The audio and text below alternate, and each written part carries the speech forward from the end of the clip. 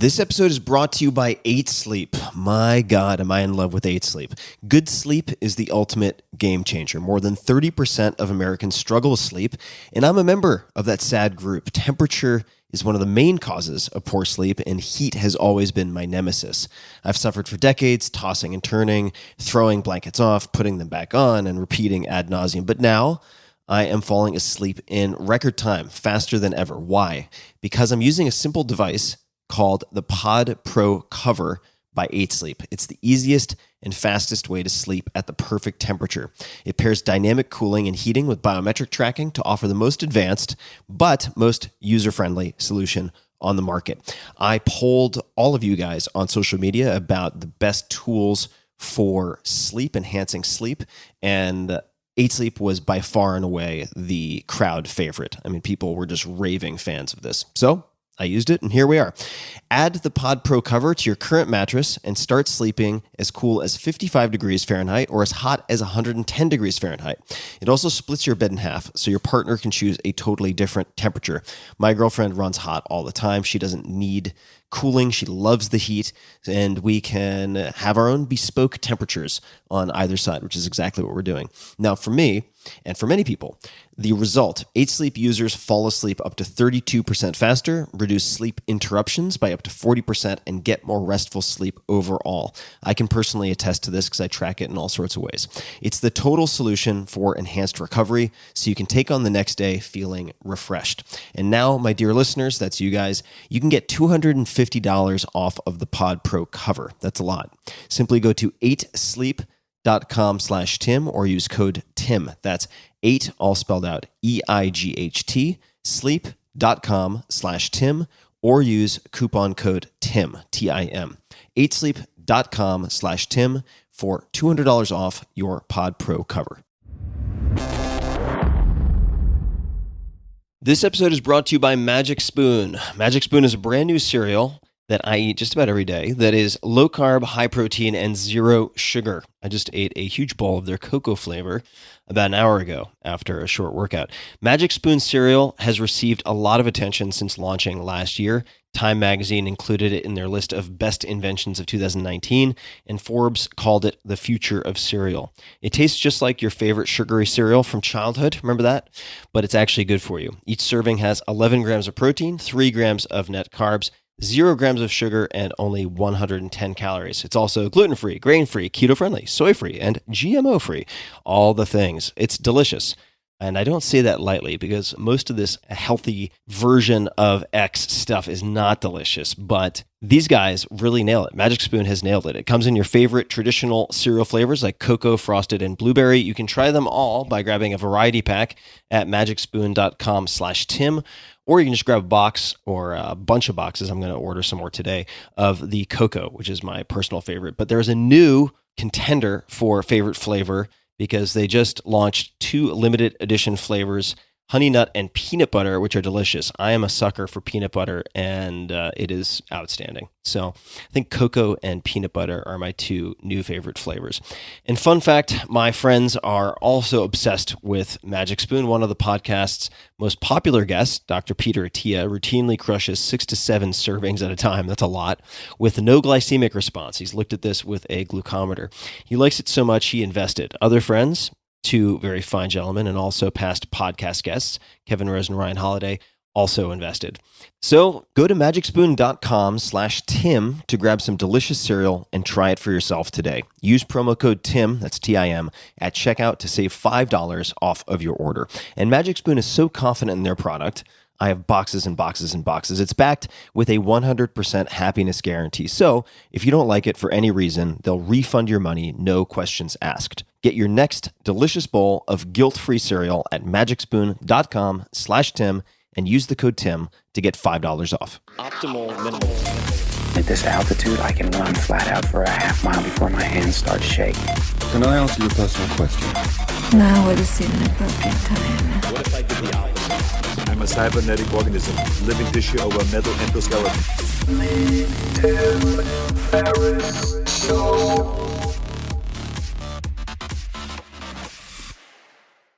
Hello, boys and girls, ladies and germs. This is Tim Ferriss. Welcome to another episode of The Tim Ferriss Show, where it is my job each and every episode to interview world-class performers from all different disciplines, all different walks of life, to tease out the frameworks, lessons learned, and so on that you can apply to your own lives. My guest today is Jacqueline Novogratz. You can find her on Twitter at jnovogratz, Novogratz. She is the founder and CEO of Acumen. In 2001, Jacqueline started Acumen with the idea of investing philanthropic patient capital, we will talk about what that means, in entrepreneurs seeking to solve the toughest issues of poverty. As a pioneer of impact investing, Acumen and its investments have brought critical services like healthcare, education, and clean energy to hundreds of millions of low-income people. That's a big number, folks. Let that sink in.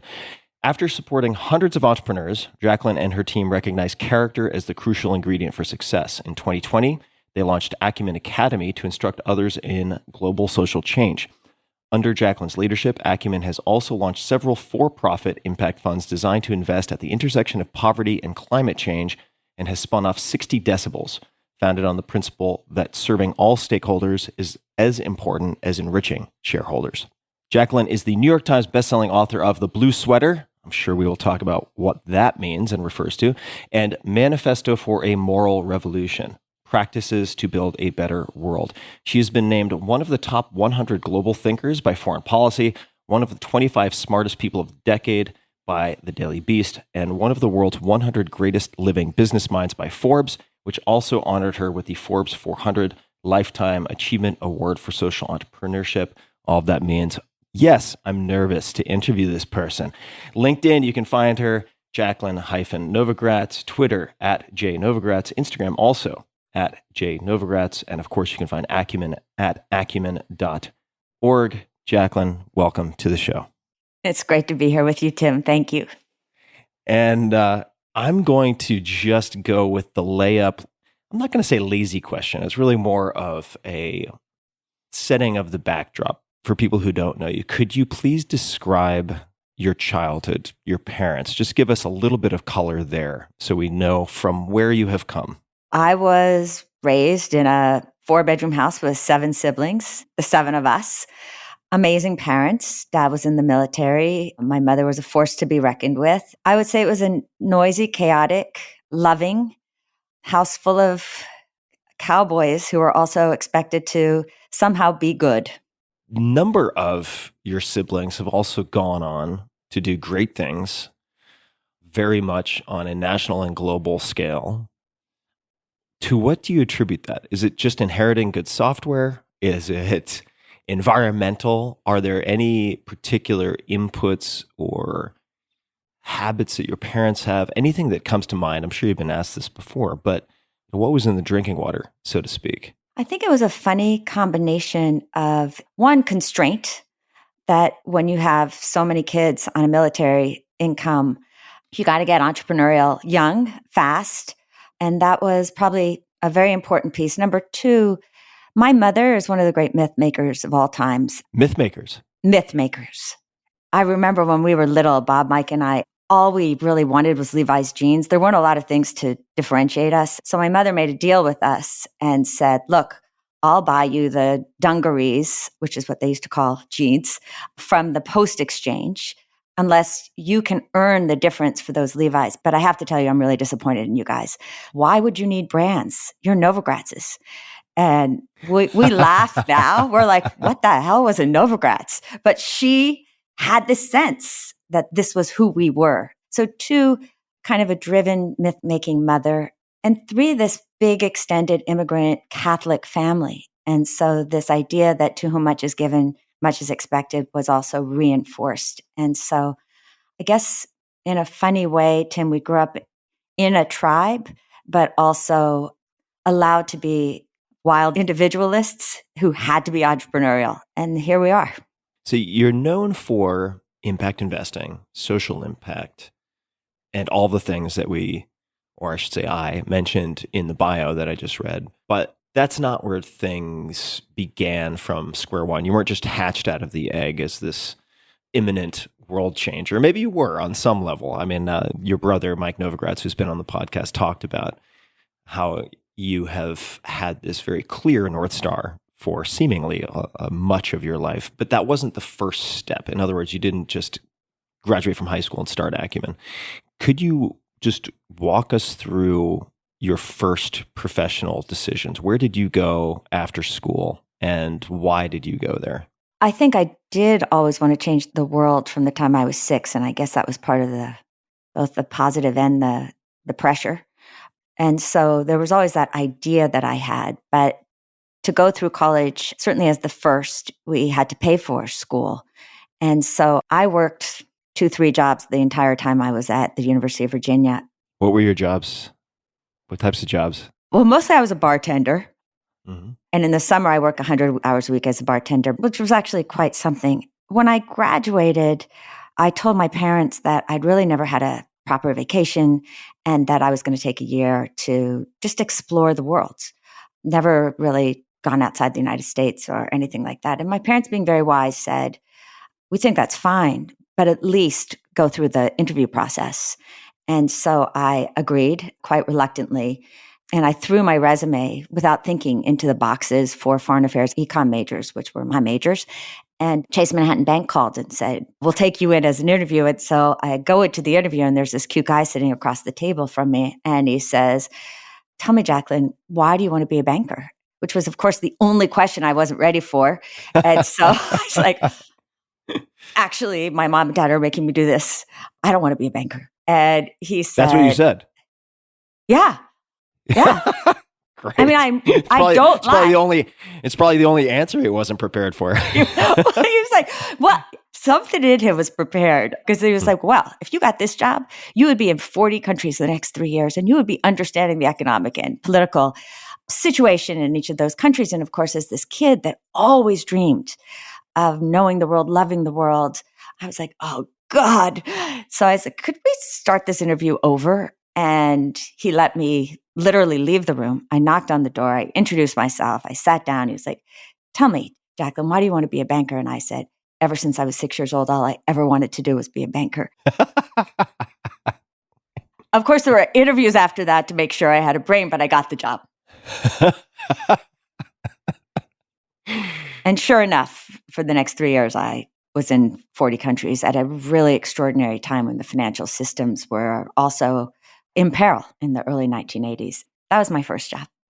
Now, how did you end up traveling the world? I suppose thinking back to my own undergrad experience and the recruiting on campus by investment banks and so on, although this may not have been in the investment banking category, but when I think the promises of various recruiters, I associate you're going to travel the world, meet fascinating people, learn various A, B, and C about X, Y, and Z industries. I associate that with the management consulting pitch. So what was the job that you ended up getting that allowed you to travel like that in banking? It was an extraordinary job. It was called credit audit, where the bank hired primarily liberal arts majors. I think young people who were critical thinkers who asked the dumb questions.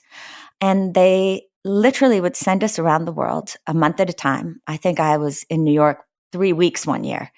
And you would just get this note on your desk that you had to be in Kuala Lumpur 3 days from then, and a package of traveler's checks, which was the way that we would get money, and a reservation at a hotel, and we would go. And so it's one way the world has really changed, because I remember talking to my boss, because I had a reputation for unwittingly getting people fired by asking the really dumb questions and then uncovering. I can't let that go without asking for an example. How does that happen? What would a hypothetical or real type of question or actual question be that might get someone fired? The biggest one for me was in Switzerland when I was pretty much a solo act to look at this whole suite of Swiss banks, which everybody just assumed were safe because of Swiss banking. And Tim, I kept looking at the numbers and the spreadsheets for this one bank, and nothing added up to me. And so I went to the head of the division, the office, and I was incredibly nervous because I wasn't that confident that I was that great at all these spreadsheets. And I pointed out what I saw as real flaws and real vulnerabilities. And he essentially told me I was too young, too naive, didn't I understand Swiss banking and that the bank was completely protected. And I scratched my head. I went back. The number still didn't work. I called my boss. He yelled at me. And I just knew that I might be wrong. I might be all those things he said, but I could only tell my truth. And I literally had to hold on to the chair because I was so afraid. And I turned it in. I gave it, in those days, a 7, which put it on a big warning list, which meant it went all the way to the top of the bank. And it turned out that I was right. The bank failed.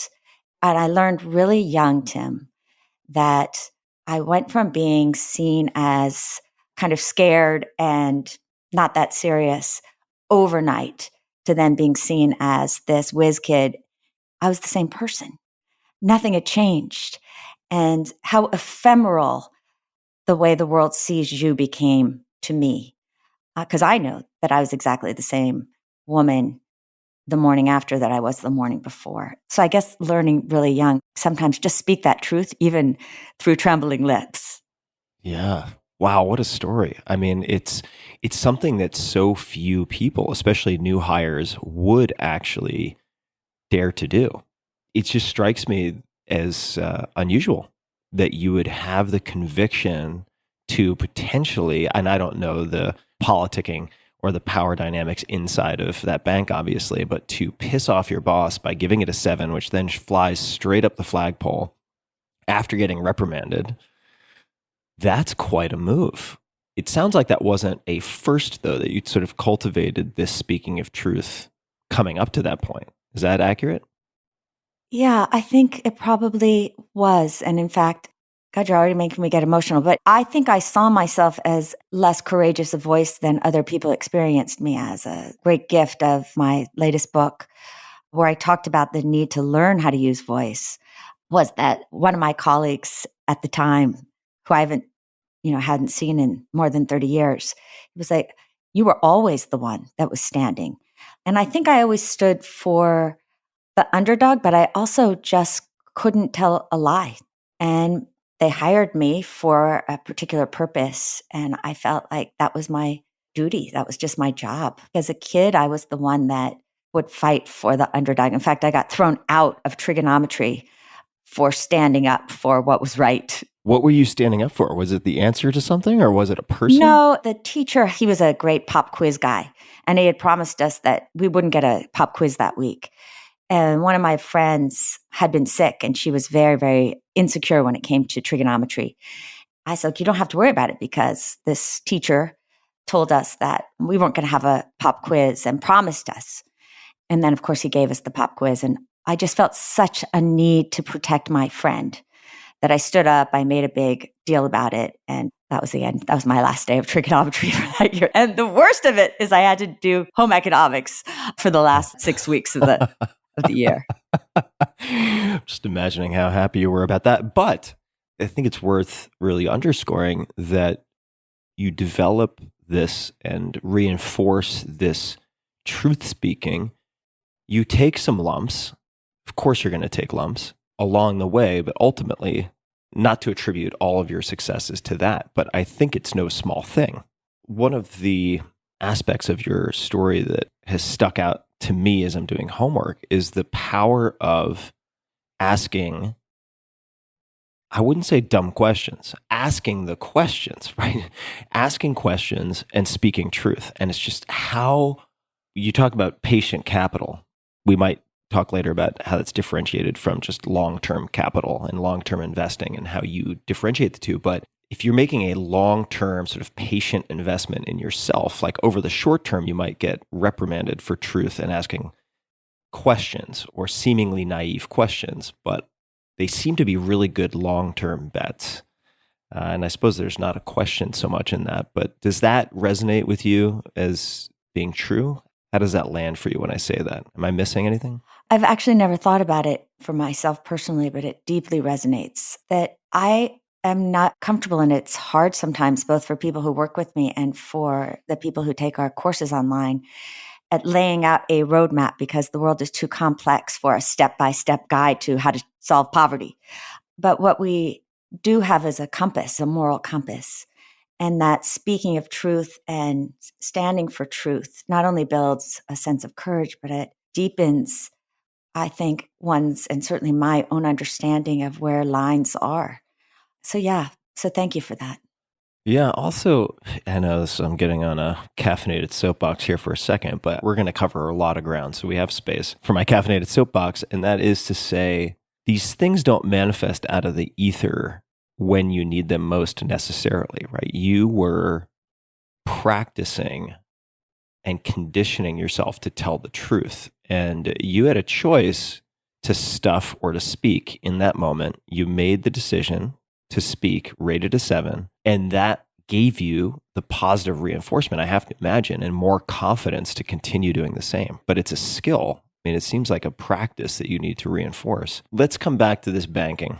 In your retake, ever since the age of 6, I've always known I wanted to be a banker. Clearly, you are no longer a banker. So what happened? What happened? You're doing these audits, and where does the next chapter enter the picture? So it started, again, having always dreamed of traveling around the world and knowing and loving the world, in fact. Now I'm in Brazil and Chile and Ecuador and truly Colombia, falling in love with the vibrancy, the color, these stories that as a young American kid, we didn't ever get about the developing world. And it struck me in this era again, Tim, when the banks were falling apart. They had been making all these bets based on relationship and long-term debt. And suddenly the markets were in crisis and they wanted to call all their loans and they lost hundreds and hundreds of millions of dollars, billions of dollars at that time. So I would sit inside the bank looking at loans that should never have been made, often money that was actually never even put into what it said it would be put into. Meanwhile, on the weekends, I would just be drawn to the favelas and into the slums and into these parts of the cities that were so full of life and vibrancy and work and diligent people. And I would talk to people about their businesses and realize that this was a group of people that could not even walk in through the doors of the bank. They had no confidence with the banking system. And so I, again, asking dumb questions, which may be a theme of my life, went to my boss with all good faith and said that maybe we would do better for the country, do better for the people, and actually get our money back, do better for the bank if we actually made smaller loans to local people doing what they were doing. And he literally gave me a book called The Innocent Anthropologist. And it became very clear to me that the bank wasn't ready to pivot in that way. And so I had to go outside, which is where I've stayed, trying to disrupt systems from the outside, not the inside, which I think I'm better at. So the Innocent Anthropologist, I assume, was a very formalized way of giving you a book that basically says, listen, kid, that's adorable, but also very naive. I mean, is that the thrust of that gift? Yeah. I mean, he gave me 2 gifts, actually. That was the first gift. And then when we were talking a little bit later, and he was trying to convince me to stay at the bank, he's like, look, you're one of our top producers and performers, but culturally, you don't really fit.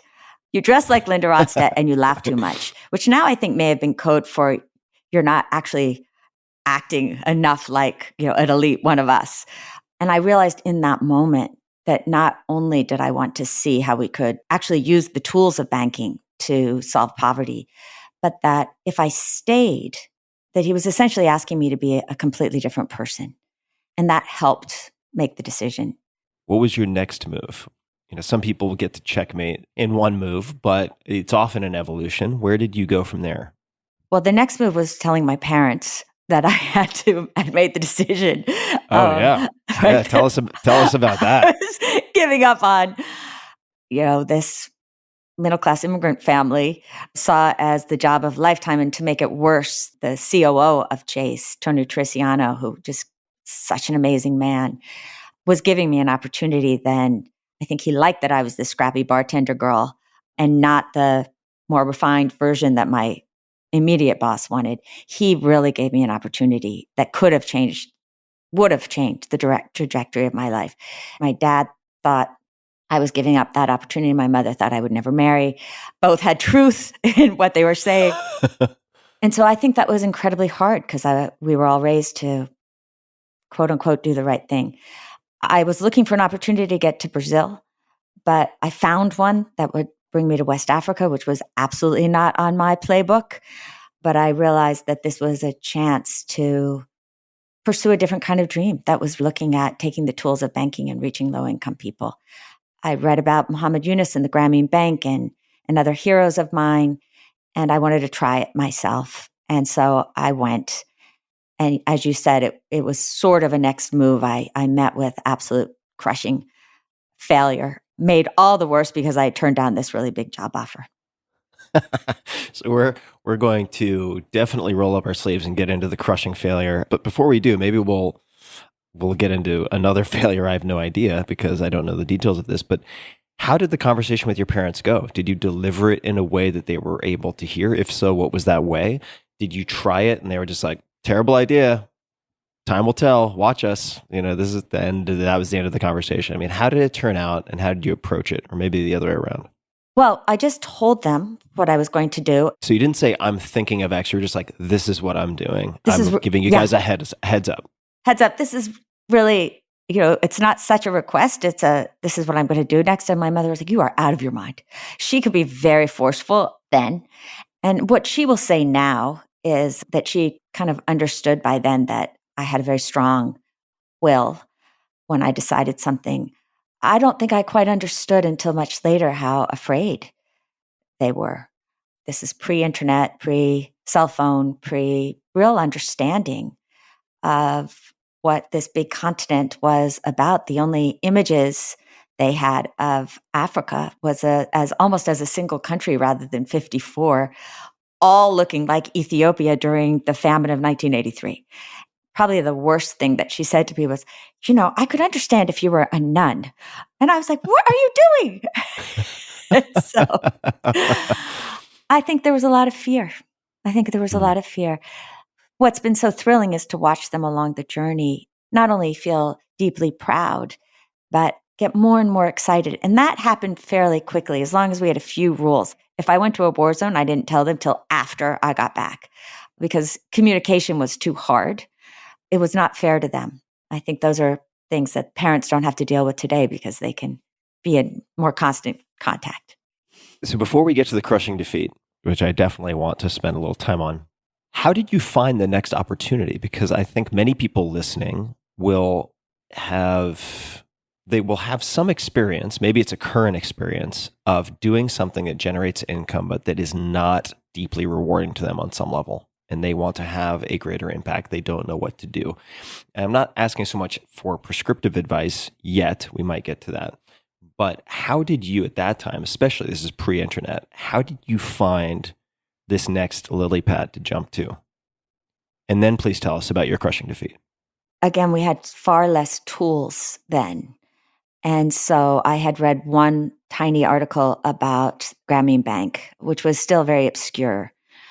I sent a letter to Muhammad Yunus that probably never reached Bangladesh. And then I heard from a young woman who also was at Chase that her aunt had started an organization called Women's World Banking and that there might be an opportunity. So I just went there and offered myself to go to Brazil. And as I said, she said, we don't have any opportunity there. We do, though, in West Africa. And I just took it. It was super risky. It didn't come with health insurance. It just was an opportunity. I knew that if I were waiting for the perfect, I wouldn't have done it. I also knew I might lose my nerve. And it was the only thing that was on offer to really test out my theory that the tools of business and banking could actually serve people who had been fully left out. And I don't think it was until I was actually on the plane listening to Joni Mitchell's Blue album over and over and weeping that it really hit me that I was on my own. Why were you weeping? Was it fear? Was it something else? I think it was loss, everything I'd left behind, no understanding of where I was going, fear, a lot of loss in transition.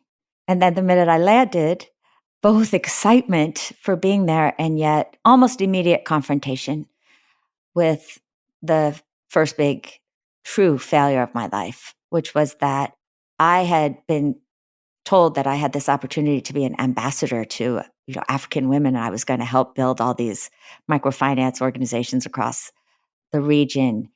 And I would say the arrogance underneath was that I was going to save the world, at least this part of it. And what the confrontation helped me understand pretty quickly was that most people don't want to be saved, and certainly not by a 25-year-old white American girl whose French was not very good and who had very little understanding whatsoever of the local culture. And so I hung in there for a number of months. It was very hairy. Hairy in what way? Everything from just kind of a daily rejection where I would go to my little office in the African Development Bank and the door would be locked. Or I was supposed to do this big conference and I would ask people for help and they'd be like, "Ce n'est pas mon travail. That's not my job." Okay, I didn't really know where to go. And then this one Nigerian extraordinary woman befriended me. And she's like, "They really want you out, the powers that be. And so don't eat anything in front of the women who didn't want me in the country." And I said, "What do you mean don't eat anything?" She's like, "Well, they're going to poison you. And they're also talking about voodoo." Holy shit. Mhm. Jesus. That's And so, intense. I don't believe in voodoo, but I will tell you, when you are stripped down to nothing and you're afraid to eat anything in front of people and you're being locked out of your office and you don't really have much of a safety net, nor do you know a single person except for this incredible Nigerian woman who's befriended you, I would lie in bed and be like, "Is anybody here coming to get me?"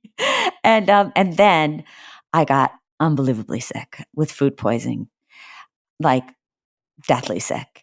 Did you think it was poisoning or did you think it was food poisoning? I mean, after hearing that story, my God, I mean, I would imagine.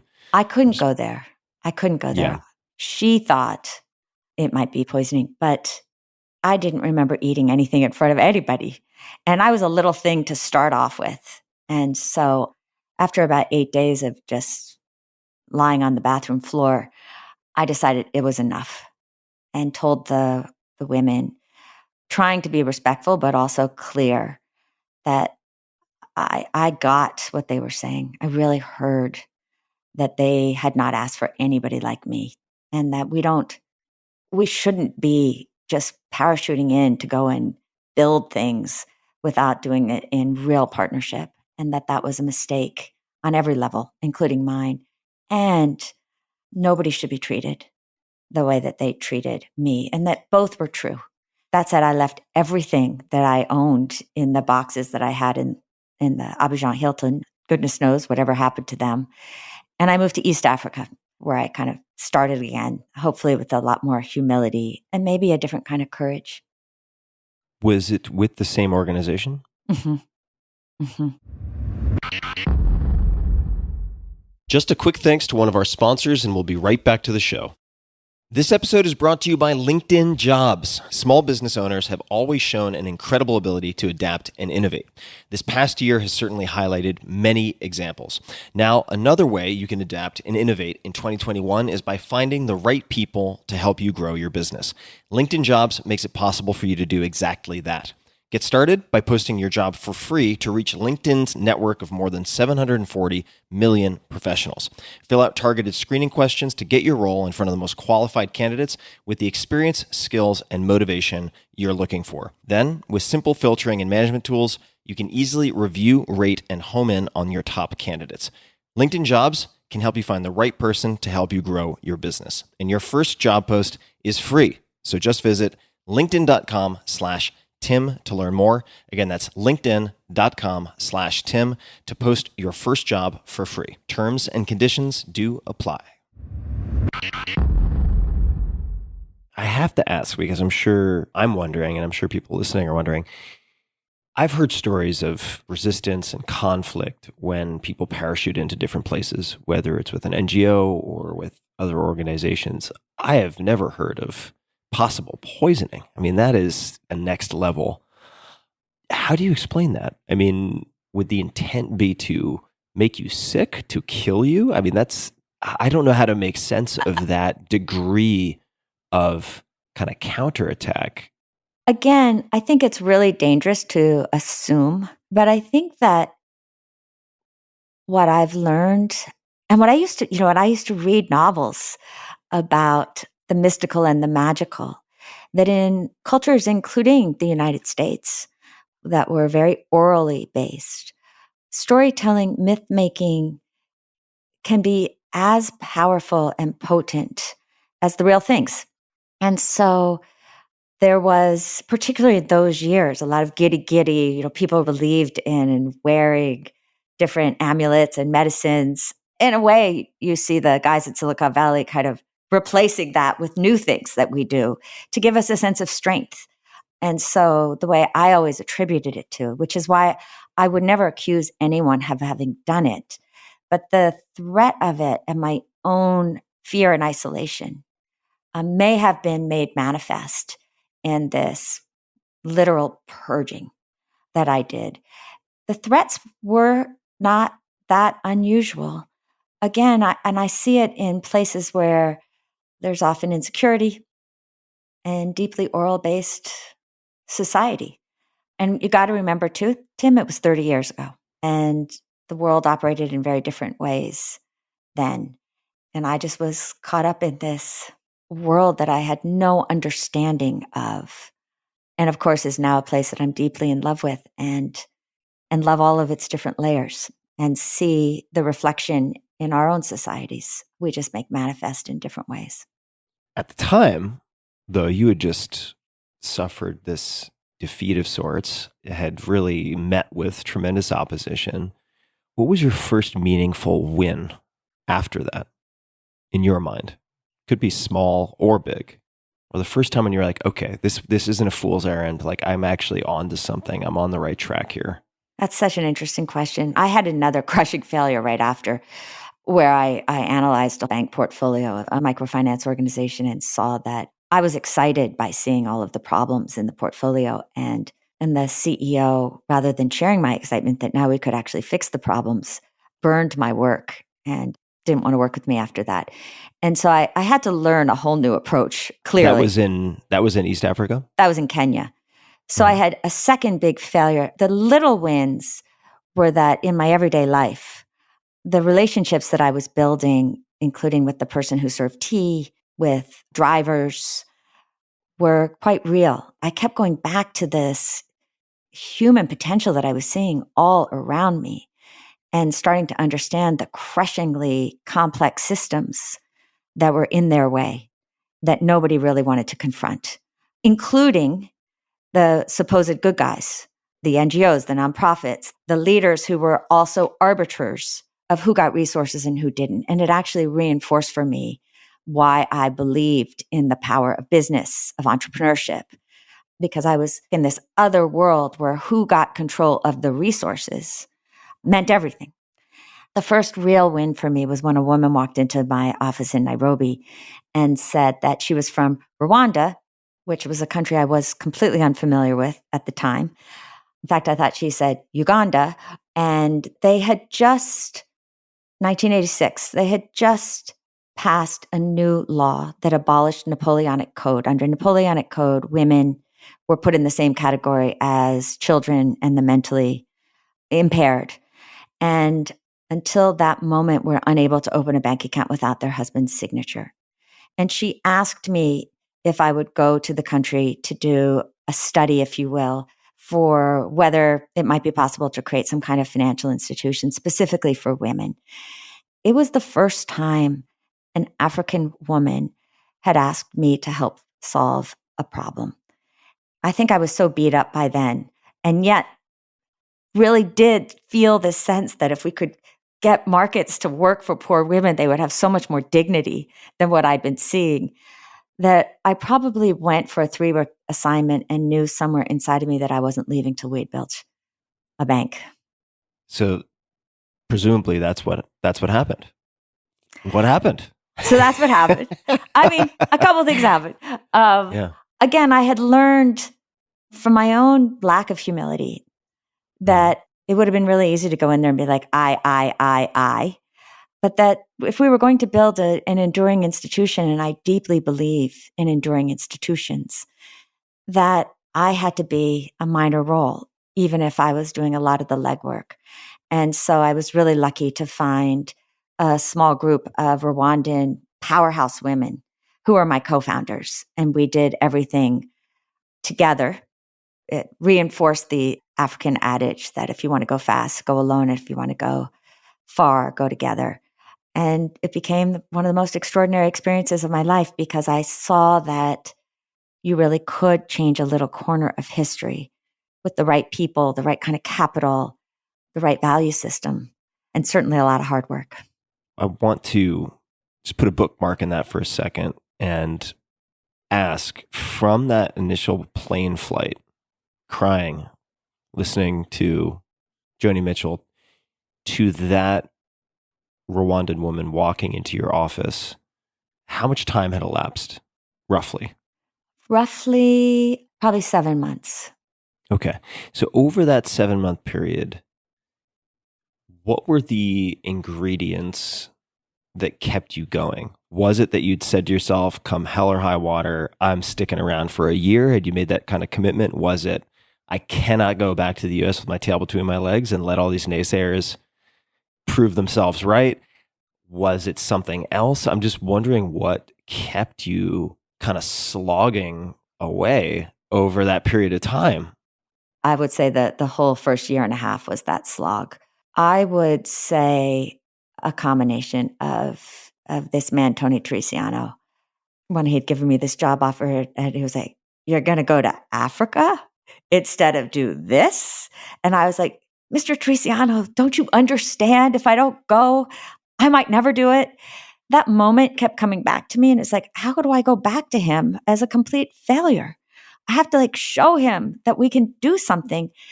But also, Tim, I saw the vibrancy. I saw the beauty in this world that I had never imagined existed, with people who were so eminently capable, but who weren't really given a chance to be everything that they could be. And it didn't seem like rocket science to me to build different kinds of systems that actually allowed their capability to flourish. And so I think it was a mix of hubris and a desire to be used in ways that I felt that I had something to offer. So coming back to the bookmark of Rwanda, and you finally start to, in close collaboration with these co-founders, these local women, create something meaningful. You start to chalk up some marks in the win category. How do we go from there to Acumen? What is the timeline or the series of events that leads? And I know we're covering earlier chapters, but I like really looking at these things closely because it shows the development before you reach escape velocity. And I think that's makes for, at least for me, a fascinating study, because people get to see sort of how you got to the point where you could self-perpetuate and kind of build success on success. So Rwanda to Acumen. So Rwanda to Acumen saw both the power of using markets. With the microfinance, I learned that it wasn't enough, that giving women just small loans was amazing, that you could give them access to credit at, say, 12% a year rather than 400% a year, which is what they paid the money lenders, that you could build community. My assumption that if you gave women small bits of credit, that it would be enough for them to create jobs was wrong. Most people aren't entrepreneurs. And that's probably a really good thing. I could say it as an entrepreneur married to an entrepreneur. we need the builders. We need all these other personalities around us. So I also started a little bakery with 20 women to really understand what it would take to build entities that gave people good jobs.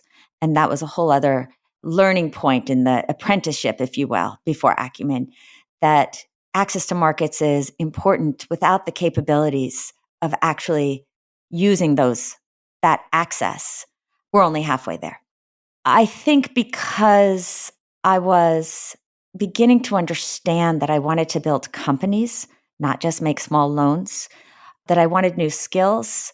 Also, in the context of East Africa at the time, degrees and other markers of success, particularly for women, seemed really important. I was often called Nshitana Kidogo, which means little girl, even though we actually created a very successful lending operation. So I applied to Stanford Business School. It was the only school I applied to, but I thought, well, if I get in, good. If I don't, doesn't matter. Why Stanford? besides the pretty trees on Palm Drive? It was really, really hard to get an application anywhere. We only had word processors. We didn't have computers. It took 10 days to get a letter to Stanford or wherever, and then another 10 days after they sent the application to you. And then you had to write on that little airplane paper, send it back. It was a nightmare. And that particular year, Harvard, on its annual report, had a picture of all of the graduates with dollar signs on the back of their hats. And I thought, well, I think I might be a misfit given that I really want to solve poverty. That is so bad. That is so bad. And I have like close friends who've gone to Harvard, but oh God, that's terrible. But put yourself back there, right? 1987, that was the height. That was the Mike Millikan. That was like the height of market belief. Yeah. In fact, market fundamentalism. Gordon Gekko. Gordon Gekko, exactly. And so Stanford had a public management program that I thought fit more with what I wanted to do with my life. It was very clear that I didn't want to go back to just make money. I wanted to go back to build the tools to build companies that could employ and serve poor people. And so at Stanford, I met an extraordinary mentor named John Gardner. And I think he shaped my life as well in terms of getting me focused on the United States as the rest of the world, and talked to me about the importance of leadership, which I hadn't really thought about as much, Tim. Then I went to the Rockefeller Foundation, where I really saw the power of philanthropy. So by the time I was nearing 40, I had worked in the private sector with banking. I had built several institutions, but most notably Duterembre, the microfinance organization, and this bakery and a couple of others.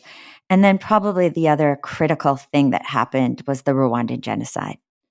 So suddenly, having worked on a social justice institution by then that had been in existence for 7 years, and seeing a country explode into a bloodbath, losing many of the people that I loved and that I worked with, and seeing my co-founders play out every role of the genocide, from being murdered to watching their families be murdered to being bystanders. I think that was probably one of the most important, not experiences, because God forbid I watched it from afar, but both an understanding of patient capital, that the work of change is so often a couple steps forward and sometimes the whole thing blows up, that societies are highly complex. And again, that at the heart of my work had to be a redefinition of what poverty was. That we so often look at poverty and we think the answer is income, the answer is jobs. What I had seen by now, both in banking and in development, and certainly with the genocide, is that the opposite of poverty is dignity. It is having a choice, having opportunity, having agency over who you are in your life and what you're capable of doing. And we miss that. And that was really the beginning of Acumen, that we have all these tools. We have the superpower in capitalism, but when we raise it to the rank of religion and everything goes around one end, profit, we can do amazing things, but we exclude a huge chunk of the world and we create great inequality. We're seeing that today, not to mention not consider the environment. If government decides everything or top-down approaches to aid, it's just too easy to give to the people that are close to you or for reasons that have nothing to do with anything but power. And so the question I started asking myself is, what if we looked at capital as capital, understand it exists on a spectrum, take the power of business and capital, but rather than let it control us, control it in service of creating a world where we can actually solve our problems. Acumen was born in 2001 with that idea in mind. We're going to spend a fair amount of time on Acumen. No big surprise there. But I want to spend just a few more moments on the Rwandan genocide, because I think it may be helpful in exploring the tendency that we all have to oversimplify things. And the example that comes to mind, and this is based on reading and prepping for this conversation that I'd love to hear you speak to, is the tendency to separate the world into monsters and angels, and how unhelpful that can be. And I think you alluded to it with your description of coworkers and people you knew, or certainly people you had exposure to, being on all sides of this genocide. Victims, bystanders, perpetrators. I'm sure you had interacted on some level, even just going to the market or otherwise, with people who are on all sides of this. Could you speak to that? Because I wrote it down because it seemed important, not just within the context of a genocide, obviously, but just within the context of life in general. I'd love to hear any other thoughts. First thought is absolutely that I didn't just know people in the market. Our first executive director was jailed as being one of the highest ranking, or the highest ranking planner at the genocide.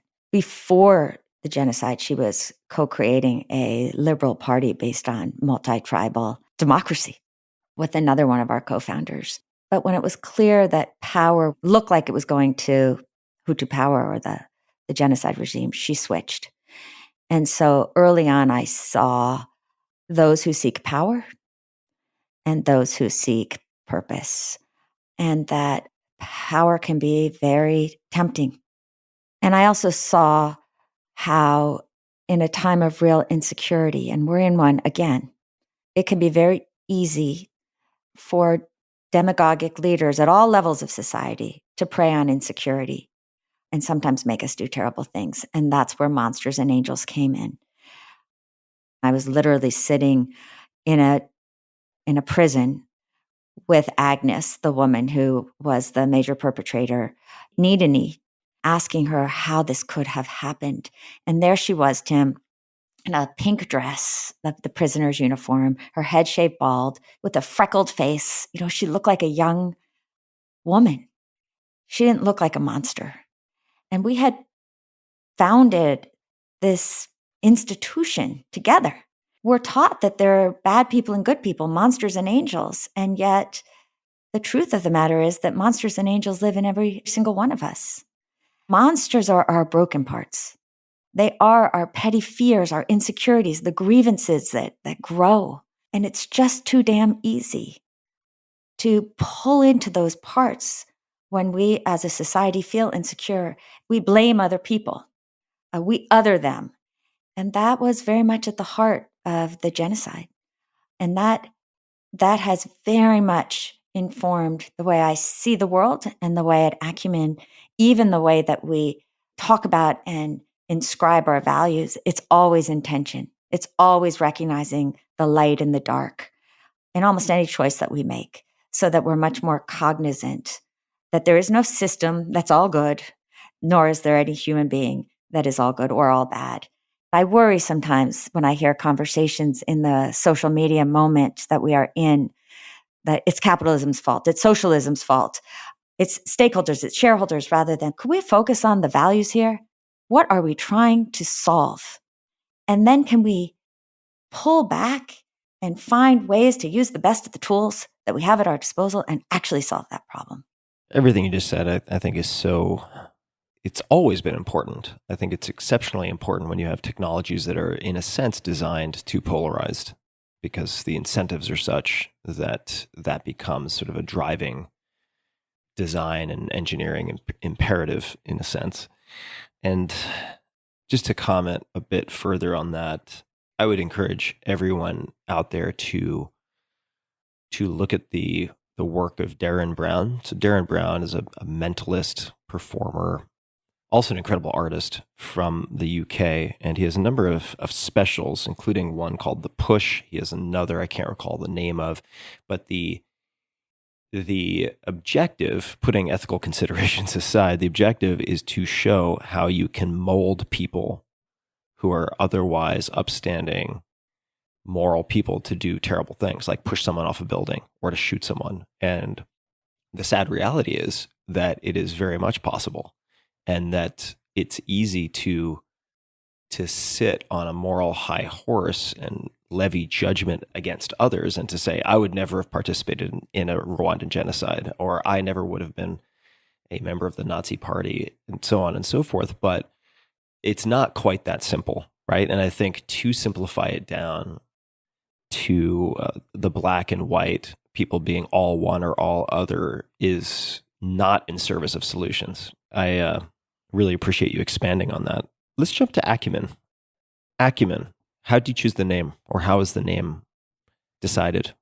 Acumen stands for perspective, insight. When we started Acumen, I was focused on revolutionizing philanthropy. And too often, the way we think about philanthropy is soft. This was saying, again, the hard and the soft. You've got to bring an edge. Start with business, start with insight, build from there, and bring the same level of accountability that you would expect from a financial investment into the world of social change. Therefore, Acumen. So could you just recap for people? I know we mentioned it in the bio, but a lot has been discussed so far. What does Acumen do? Acumen does three things. First, we invest long-term patient capital. This is 10 to 15-year investment backed by philanthropy.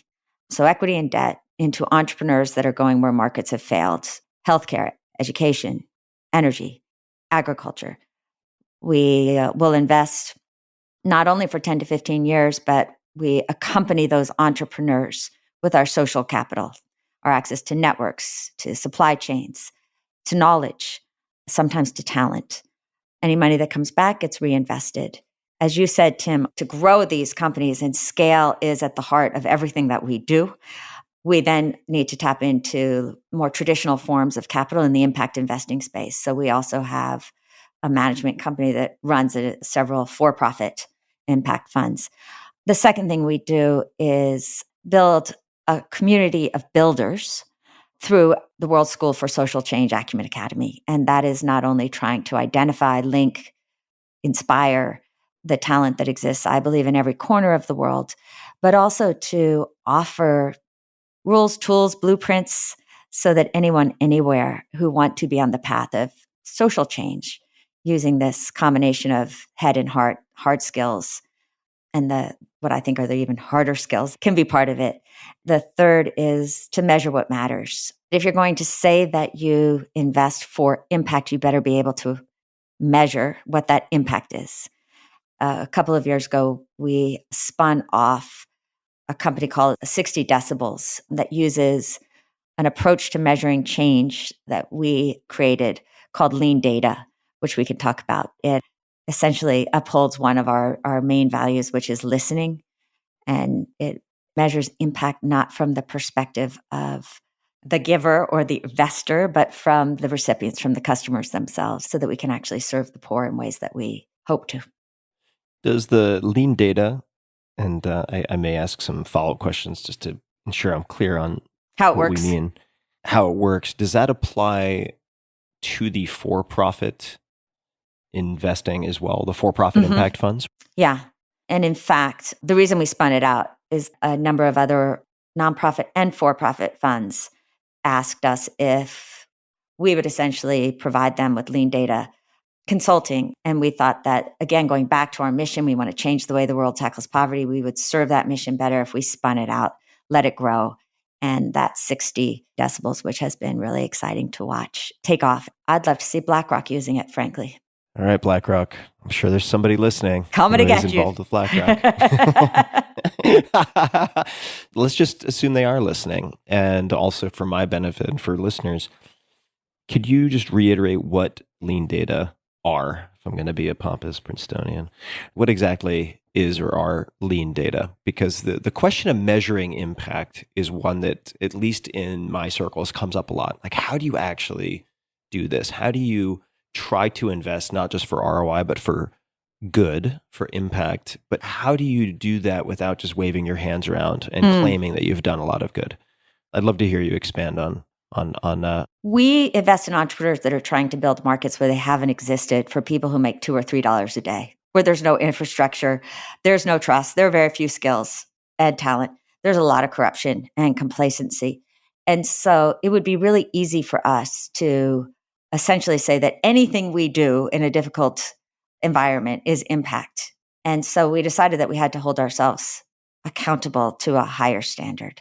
That at the end of the day, what really matters when it comes to dignity is to record and understand the voices of those you are there to serve, the poor.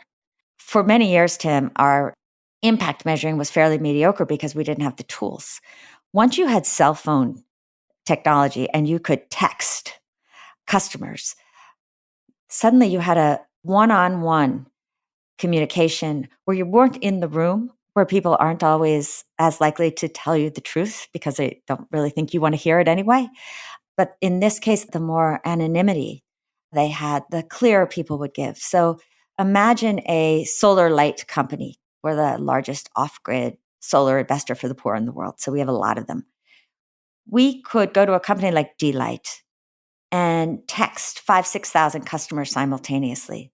Ask those customers a series of questions from which we can deduce what matters to them.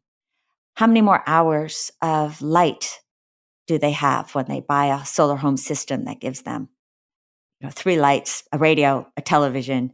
What is the quality of that light? We can measure carbon offset. That's easy. Has their health changed because they're no longer using dangerous, noxious kerosene? Are their children doing better in education, which was an assumption we had when we first went into it? Then we collate all of that. And suddenly we can help our entrepreneurs understand whether they're serving people, which is sometimes shocking when they find that they actually are not in the way that they thought they were. But equally, we can start to look across a sector like solar electricity, and we can see which companies may have the best product, but it's reaching people with the highest income. And so you've got a trade-off. Which companies are doing the most to displace carbon, but they may have another trade-off? And which companies have the happiest customers? Then we can decide more effectively where we want to allocate our dollars for impact, not only for financial returns. It not only has held us more accountable, Tim, it's allowed the entrepreneurs a much deeper understanding of who their customers are. It allows us to see, are we actually reaching the poor, which is our mandate? And it's shown us where we were wrong. When it came to off-grid energy, we assumed, as I said, that kids would do better in school. They don't necessarily do better in school. If you want kids to do better in school in really, really hot areas, get them a solar system that includes a fan. Because with the fan, the air moves at night, bugs are kept away, the kids sleep, they do better. It's a lean approach because you're not doing a 3-year randomized control trial. And it is a deep approach because you're hearing from the perspective of those who actually most matter. Yeah, the 3-year randomized controlled approach has its place, but honestly, I mean, and this is speaking as someone who is very involved with financing scientific studies, it's not the right tool for all jobs. And particularly when you are outside of a laboratory with lots of uncontrolled variables, it's just trying to hammer screws a lot of the time. I think there's a real place for this lean data approach. And I have a question about how this is used. So here's a hypothetical, maybe it's not hypothetical. I would imagine you've run into this.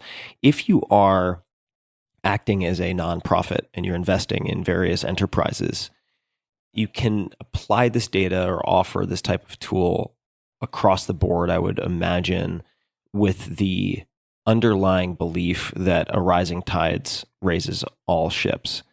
Once you are a consultancy and you are providing lean data to for-profit companies, would you not say in a given sector, run into someone who wants you to avoid conflicts by providing them this data, which could help their businesses or business? And they might say, hey, I know that you have this valuable data. We would like to be the only one to receive it in the X, Y, and Z category. Otherwise, it doesn't really give us a competitive advantage. So why would we pay for it? Do you ever run into anything like that? Much like a law firm would have a conflict check? No, I mean, when there's conflict, then you know you're onto something. And I'm looking forward to that day when we do have that conflict. I would say the more internal conversation that we have as a board is how transparent to make it so that we start actually taking seriously the level of impact that different investors around the world actually are getting. You mean transparency in terms of like what you learn, how much to make publicly available? Yeah. Mm-hmm.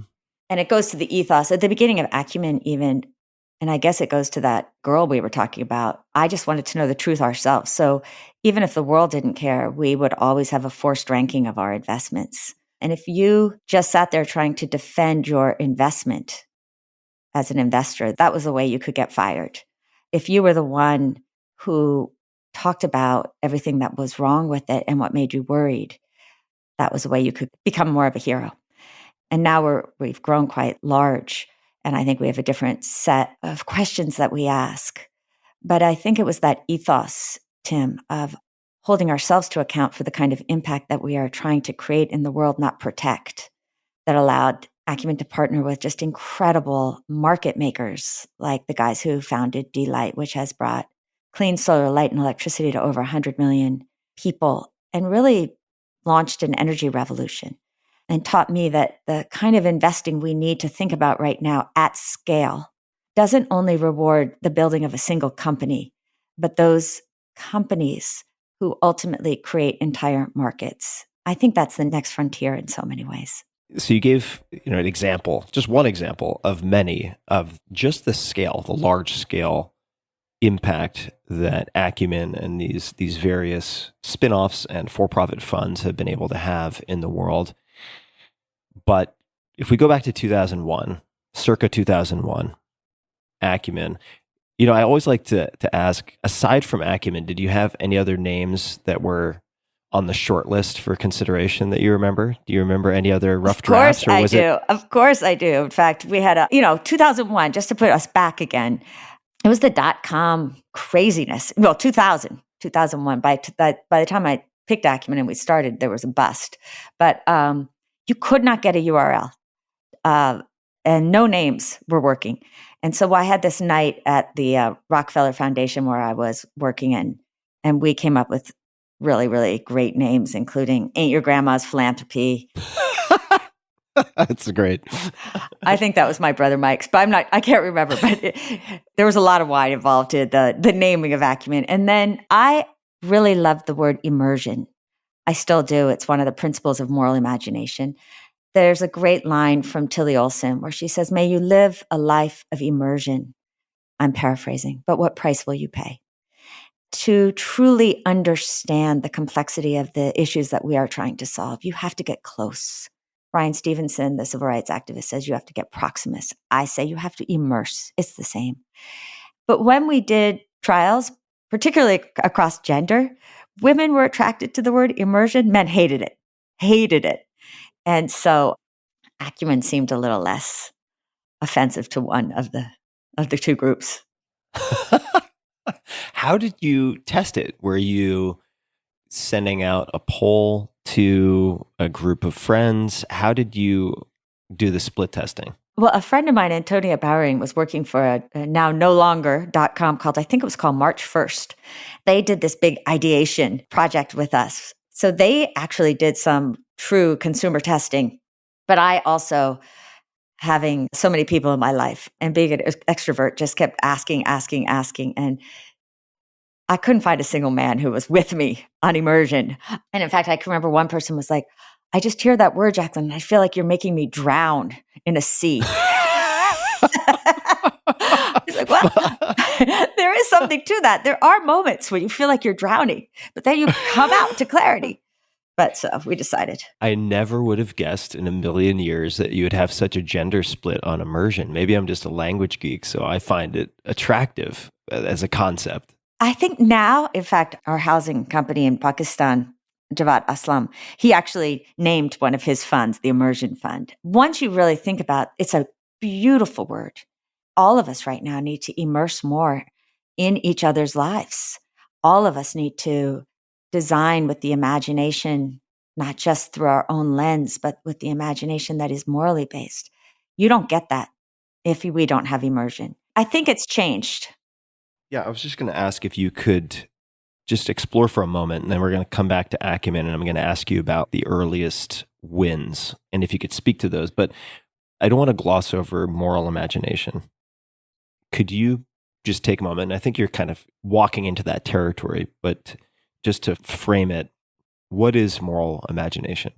Moral imagination is essentially putting yourself in another's shoes and building from their perspective. As I said, we often design through the lens just of our own imagination.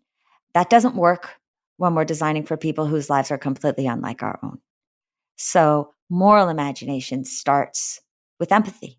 But I've learned time and time again that empathy by itself reinforces the status quo, or at least risks doing so. And so the idea of moral imagination is understanding by immersing a particular problem and then thinking systemically about those issues that get in people's way, and then frankly being honest enough to recognize where people get in their own way, and then moving from there. When you say empathy in some cases enforces the status quo, could you elaborate on that? Do you mean that it's just an us versus, not versus, but like an us and them kind of the savior of the fill in the blank? Is it that dichotomy that's created? Or not that that is what empathy does, of course, but what do you mean by enforcing the status quo? I think it's even deeper. I mean, I think when I first learned about the moral imagination was in college, when I was at Charlottesville, ironically, given everything that happened in Charlottesville a few years ago. And I signed up to bring a turkey dinner and all the trappings of a Christmas to this community that was 30 minutes away from the university where low-income people lived. I was also kind of a wild co-ed, and so we had this big party. We asked everyone to bring food and toys to make a perfect Christmas for these kids. I was really excited because I felt at some level so sorry for these people that didn't get to have a Christmas. The next morning, my girlfriend and I got up and we got in her car. We loaded it with all the stuff. We were both completely hungover. We drove into this place that I'd never been to a place like that before. And it was literally, when we got to the house, it's like a shanty, a shack. And suddenly I just felt shame, Tim. I was like, oh my God, like, I don't know who these kids are. I don't know what kind of things they like. I don't know if the parents want the kids to know that somebody else is bringing them Christmas. And this is all wrong. And literally I said to Suzanne, my friend, I was like, just keep the car running. And grabbed the stuff. I ran it. I threw it on the porch. I ran back to the car. I was like, just go. And I think in a way it was the beginning of my moral imagination, that act was an act of empathy. It was well intended. And I hope that they had a really lovely Christmas. But the moral imagination would have said, look, am I willing to do the work of actually understanding who these people are at the very least, and building from there? If I'm not, find an organization that does. Even better, ask the questions around what got them there in the first place, and where can I be spending my time and my energy and my capital to solve that problem. And I'm not saying we shouldn't give charity. I think there's a real role for moving from that place of empathy and from that place of unbridled love in a moment. Our job right now, when the pandemic and everything that's happened in the world has broken our systems open, is to think bigger than that and to hold ourselves to account at a systemic level. And that's what my obsession is. Thank you for explaining that and telling that story also, which I think drives it home. Acumen. So, winging a prayer. Good idea. You've tested the name. Here we go. Buckle up. Do you recall any of the first wins where you're like, okay, I think this might actually do something? Oh, yeah. I mean, I recall it like it was yesterday. We had helped put together this collaboration, this deal to bring long-lasting malaria bed nets into Tanzania. It started with Sumitomo, who had developed this bed net and also recognized that 95% of malaria is in Africa, and yet there was no manufacturing capability for this particular kind of bed net. And so it was a real experiment. Could we build manufacturing capability with similar throughput rates to the kind that you might get in Asia, where the long-lasting bed nets were created? We went through all these different entrepreneurs. We identified this incredible guy named Anush Shah in Arusha, Tanzania. and worked with Global Fund to buy these nets and didn't really know what it was going to look like. And of course, I'd seen a lot of things fail. This was a complex collaboration. And then I went to go visit just as the factory was getting going. And there was one line of bed net making machines. And I was like, this is cool. I love operations, factory operations. A few months later, I went back and there were 4. A few months later, I went back and there were 8. And there was that moment when suddenly I was seeing hundreds of women operating these machines that I thought, oh my goodness, we're doing this. And then they ended up creating jobs for 10,000 people, manufacturing 30 million nets a year. They ended up being 15% of global production. And when you think about that, that's like 500 million people who have gotten access to malaria bed nets because of this little company in, not so little anymore, company in Arusha, Tanzania. I was like, bingo, this is what we're about. Boom. Proof of concept. Boom.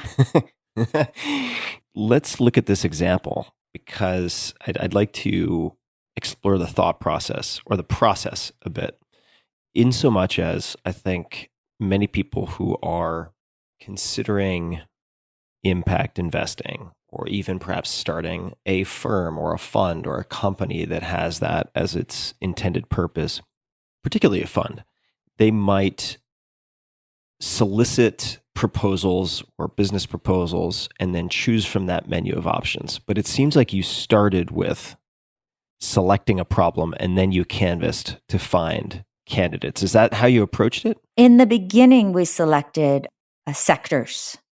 We were mostly focused at the very beginning on health technologies. And then the idea was we would find entrepreneurs. I was and am such a believer in entrepreneurs.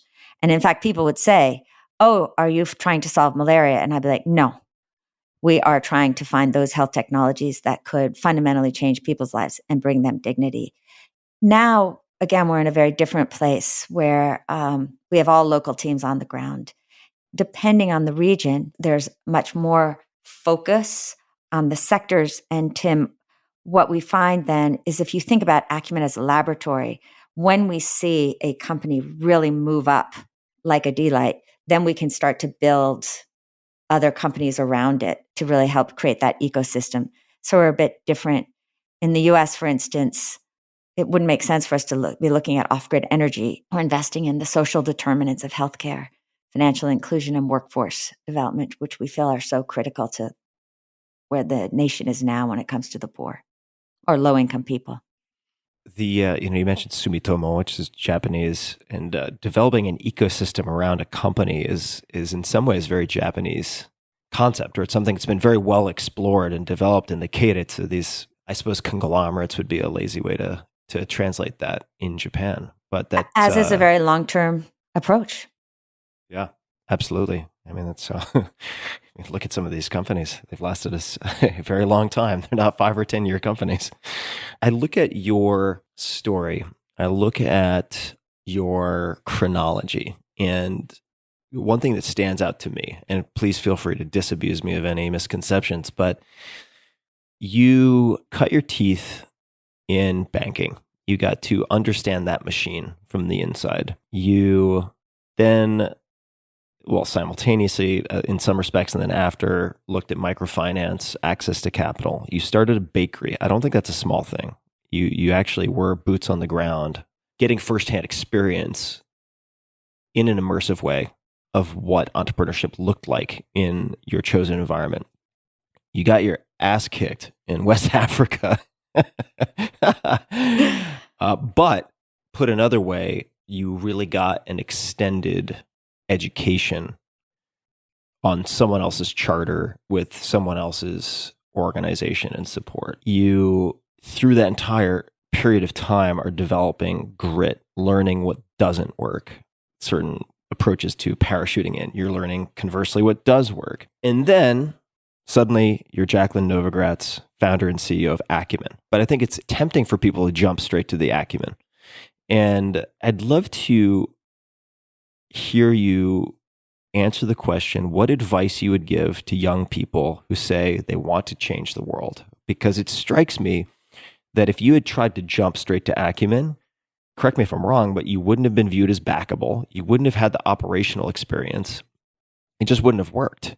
I sometimes worry that these young or older people, quite frankly, who could really make a positive dent in the world are putting the cart before the horse in terms of skill development. They don't have the chops, but they want to change the world. You've spoken to students. I know you've given commencement speeches, but for those people listening who are like, I just want to change the world, what advice would you give to them? Well, the first would be this idea of just follow your passion. I don't really even understand what that means. Even though my whole life I have been very clear about the way I wanted to create change and for whom. It wasn't this, as you said, out of the box, really understanding that we were going to use different forms of capital and support it with the right kind of talent to work a system to create real change. I would say just start. Don't start by asking, what is my purpose? What is my passion? Start by asking, what are the problems that need to be solved? Which ones attract me? And take a step toward that. Take one step, and the work will teach you where you need to take the next step. Build tools in your toolbox. If you still don't know what your passion or your purpose is as you take those steps, follow a leader and learn from that leader. There is something so powerful, and I think this is what you're getting at too, Tim, in apprenticing. I would say I apprenticed for 15 years. And also to your point, that bakery in some ways probably looked like a Girl Scout project to a lot of people. When I think about some of the most important things I've ever done in my life, that one sits at the top for all the reasons that you implied. I had to learn the gritty realities, talk about learning humility. I also saw that we could succeed. And I had to let go of a lot of my assumptions yet again. And so I do think you're right. Skipping steps, particularly because life is both shorter than we think it is and it's longer than we think it is. It doesn't serve the world and it doesn't serve you. Hear, hear. You've also, I don't know if you've said this or written it, but I vaguely remember, and maybe you can provide some context here for when it was said or written, but something along the lines of, if you try to keep all of your options open, you may just end up with a bunch of options. I right? actually think Jim Collins said that to me when I was lucky enough to be his student, and I paraphrased Jim. I say that a lot, where it's like, well, Jacqueline, I need to keep my options open. I'm like, seriously? Just commit to something. This, we don't tell young people or even old people. We don't expect that enough. But I think the cult of the individual is also the cult of optionality. And the secret is that when you commit to something, particularly something bigger than yourself, it will set you free. And suddenly you will find a freedom and layering of life that you never really understood you had. That is something that I don't think I would have fully been able to wrap my head around until just in the last few years, really becoming dedicated to scientific research around psychedelic compounds. And I don't want to take us down that rabbit hole necessarily. Certainly, your brother Mike has a fair amount to say. I'm the wrong Novogratz sibling for that one. Yeah. Your brother Mike has a fair amount to say about that. Mr. This Ain't Your Grandma's Philanthropy or whatever the name was. But the great relief and unburdening of me-centric living that comes from dedicating yourself to something larger is really profound. And I mean, it's not entirely altruistic. Right? It's just like, it's so relieving. It's hard to overstate that. And I'm glad you mentioned it. Well, and none of this is entirely altruistic. If we're seeking purpose, if we all buy into, Thoreau's that so many men live lives of quiet desperation and we don't want to be those people, then there is no clearer path than making a commitment to problems that might be so big you won't solve them in your lifetime. Because then you are constantly just starting. You are constantly learning and unlearning and renewing. And I think that's been also the story of this work of trying to solve these big problems with entrepreneurs that are as relentless in their seeking. It's just that what drives them is to solve a problem. What does not drive them is just profit, though they recognize they need the profit for long-term financial sustainability and scale. Hmm. It's the prioritization. You mentioned following a leader earlier and also apprenticing. And there are many different types of leaders out there. Many people who might seem to be good mentors, but make terrible mentors. Could you speak to an example in your life of a mentor or a leader? It doesn't have to be John Gardner. I wrote that down just because you mentioned it and mentioned John in passing from, I believe that was your GSB days, right? The Stanford days. To what makes a good mentor or a good leader, the type you might want to follow or learn from? For me, there's really no one like John Gardner in my life, Tim. He was this very patrician man who almost spoke in koans by the time I met him. We were 50 years apart in age. So he gained a lot of wisdom. Where he stood apart, and again, we need him so much right now. He was the only Republican on Lyndon Johnson's Democratic cabinet and was the head of health, education, and welfare. So he was at the table negotiating some of the great civil rights legislation. Talk about courage. He would say things to me like, focus on being interested, Jacqueline, not interesting. When I would get some fancy job offer, and he would think that that was a vanity project rather than a character building project. John left the cabinet and resigned his position in protest of the Vietnam War. And in response, he created a grassroots citizens organization at age 54 called Common Cause.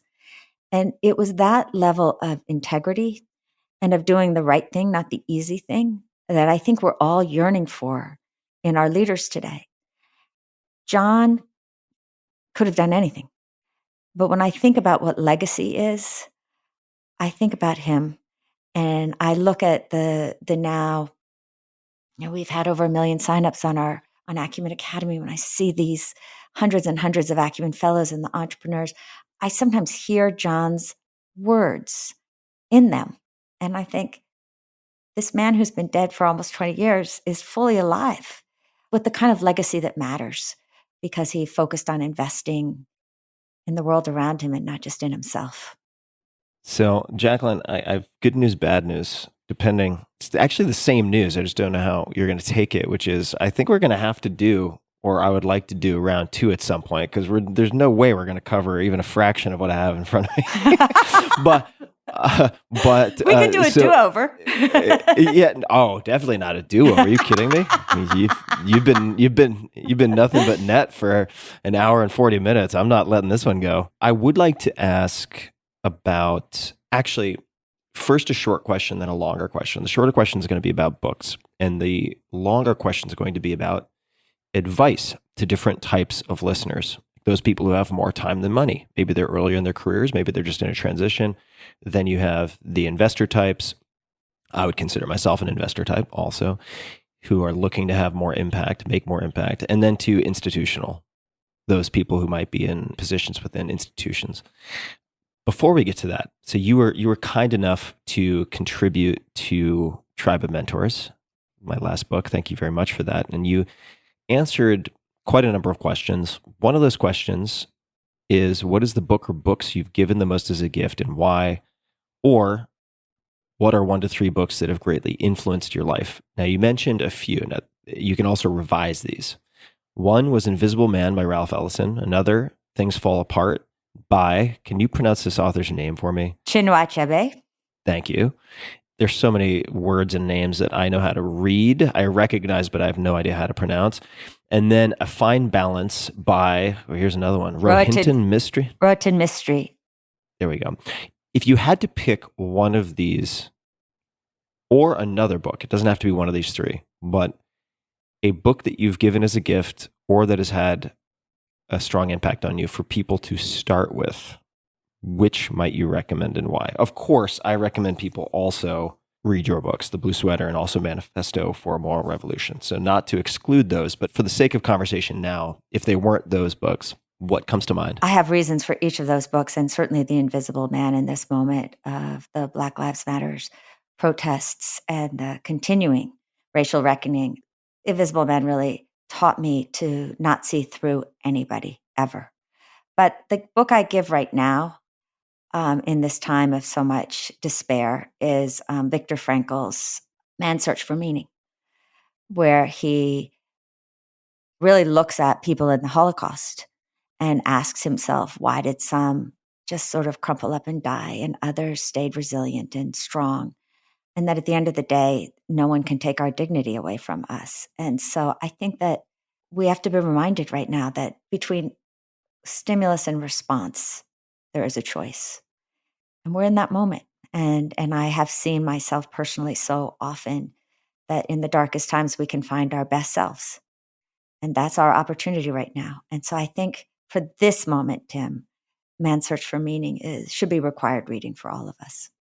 I could not endorse that strongly enough for anyone who's listening to this. Also, across 500 plus episodes of this podcast, the single book that has come up most often is Man's Search for Meaning. So if you have not read this book, do yourself a favor, do everyone around you a favor, and pick it up. It is just a tremendous, tremendous book. And also a great example of someone, in this case, Viktor Frankl, embracing something larger than himself, the completion of Man's Search for Meaning, the concept of writing this and compiling it as a book that helped him to get through so much suffering also. Yeah. So, and moral imagination that he had in seeing not just the ugliness of the world that is and the humility that that takes, but he truly had the audacity to imagine what could be and to see the infinite potential in every human being. let's use that as a segue to help others to embrace the audacity to imagine what they might do.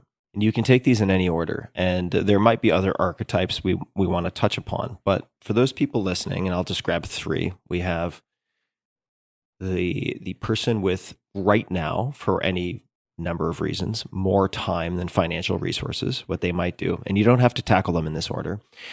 The individual investor, so that's someone who is accustomed to perhaps investing in public equities, or in my case and many others, startups, cryptocurrency, whatever it might be, who would like to begin to experiment with investing for greater social impact or impact. And then the players in the institutional space, those people who may be at asset management firms or otherwise, who also would like to, either in a management or leadership position, begin to steer the ship, at least carving off a portion of activities to focus on impact, maybe lean data, or who just as entrepreneurs within these companies want to try something. What would you say to any of those groups? To the person with not a lot of money but time, I would say focus on both immersion and understanding the problems around us, and also another practice from the book, which is accompaniment. By accompaniment, what I mean to walk with someone, to try and understand their problem, not take it on and solve it for them, but to help them build the muscles so that they can solve it themselves. By book, in this case, you mean Manifesto for a Moral Revolution. And the whole idea of moral revolution is, give more to the world than you take. It's not, there are some who have the moral responsibility and some who do not. It's like all of us. So I really appreciate that you would ask for all three categories. When you look at the brokenness of our criminal justice system, the opioid epidemic, poverty, the arts community that's out of work, there is such an opportunity to be of use, to pay visits, to just talk to people who are lonely right now, to be more conscious about the way that we spend our money, even for small things, and buy sustainably. And so it's building into your everyday a much greater consciousness and awareness of the fact that our action and our inaction impacts people everywhere. For the individual investor, I would say that one of the broken parts of our current system of capitalism, which bifurcates how we make money and how we give it away, is that we often disregard how people are treated inside and outside our companies.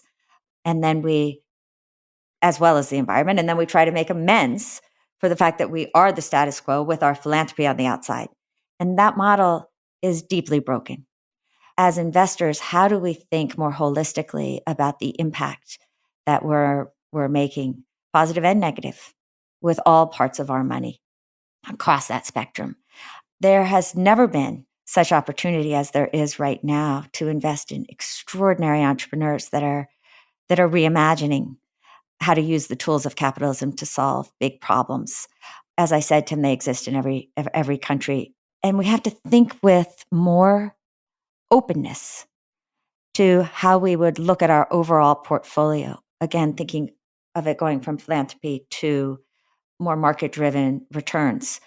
We have a company in the United States called Every Table, and it is a fast food, healthy, nutritious, affordable restaurant chain now in Los Angeles. It's about 8 different restaurants, and with the pandemic, it just has exploded in the best ways of delivering food and partnering with governments and individual philanthropists that are willing to pay meals forward so that people in low-income parts of Los Angeles can get healthy, affordable food.